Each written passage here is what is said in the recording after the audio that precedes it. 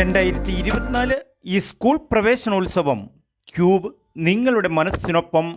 ഇന്നലെയുണ്ടായ പേമാരി മഴയിലും ഉരുൾപൊട്ടിലും തൊടുപുഴയാർ കരകവിഞ്ഞൊഴുകാൻ തുടങ്ങി.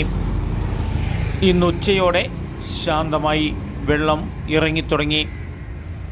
ഇടുക്കി ജില്ലയിൽ പൂച്ചപ്പുറ ഭാഗത്ത് കനത്ത മഴയിൽ ഉരുൾപൊട്ടൽ, വൻ നാശനഷ്ടം. അറക്കുളം ഭാഗത്ത് കനത്ത മഴ മൂലം പുളിയാൻമലയിൽ വാഹനത്തിൻ്റെ മുകളിലേക്ക് മണ്ണിടിഞ്ഞു, മരങ്ങൾ കടപുഴകി വീണു. ആർക്കും ആളപായമില്ല. ഒരു പെൺകുട്ടി മണ്ണിനടിയിൽ പോയെങ്കിലും രക്ഷപ്പെടുത്തി. കാർമേഘങ്ങൾ ഇരുണ്ടുകൂടി കനത്ത മഴയിൽ ഉരുൾപൊട്ടിയപ്പോൾ ജനം വീട് വിട്ടിറങ്ങി ഓടി.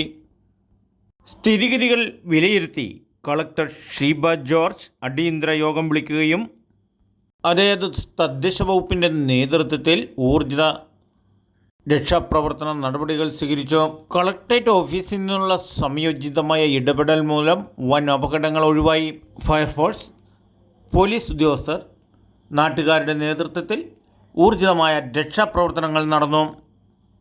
മഴയുടെ ഗൗരവവും ഉരുൾപൊട്ടലിൻ്റെ ശക്തിയും മുഖാന്തരം ഇപ്പോഴും തൊടുപുഴയാറ് കലങ്ങി മറിഞ്ഞാണ് വരുന്നത്. നാട്ടുരാജ്യ ന്യൂസിനു വേണ്ടി റിപ്പോർട്ടിംഗ് കെ വിജയൻ.